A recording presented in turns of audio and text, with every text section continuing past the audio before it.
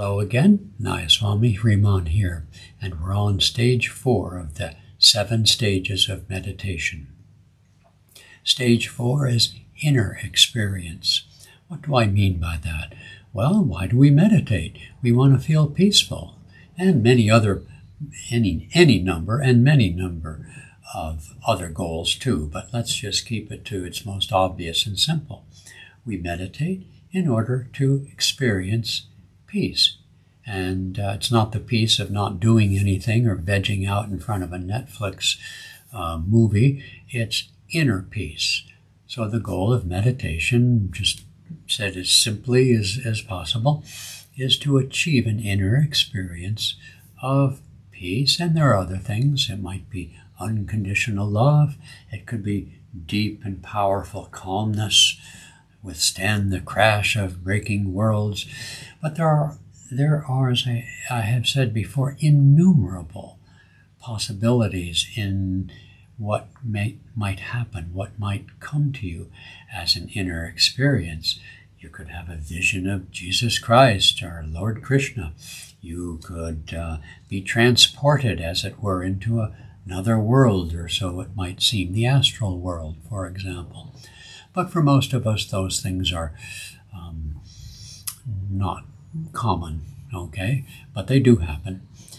What's interesting about inner experience, and this aligns in terms of the Eightfold Path of Patanjali in the Yoga Sutras, this aligns in different degrees to the stage here at the medulla oblongata called dharana.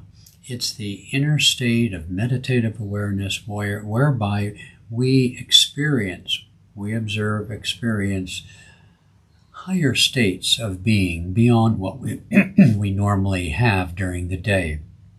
Again, my baseline is an experience of inner peace.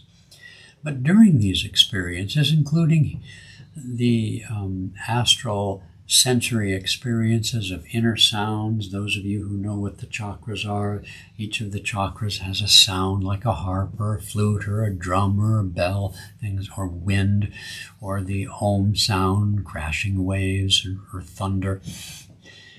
There's inner lights. There's all sorts of colors. So it's really an infinitude of things drawn from the energy world and the energy body, typically described as the astral body. Now, in this stage 4 of inner experiences, you are still very aware of the fact that I am feeling peaceful.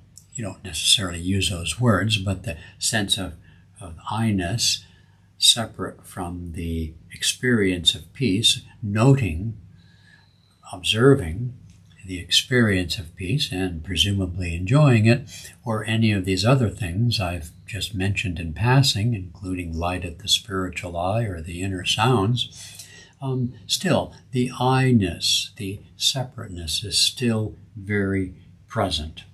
Okay?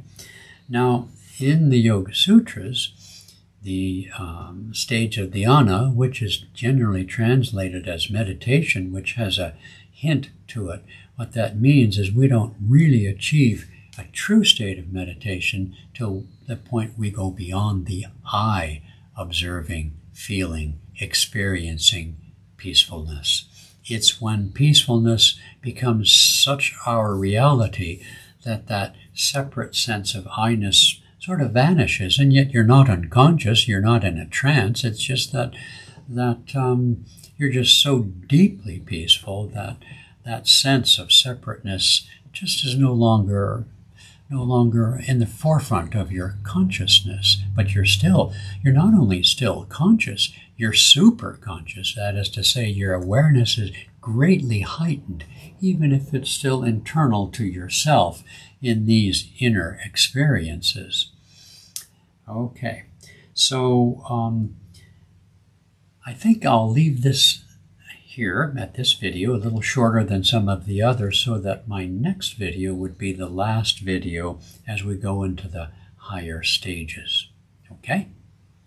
See you soon.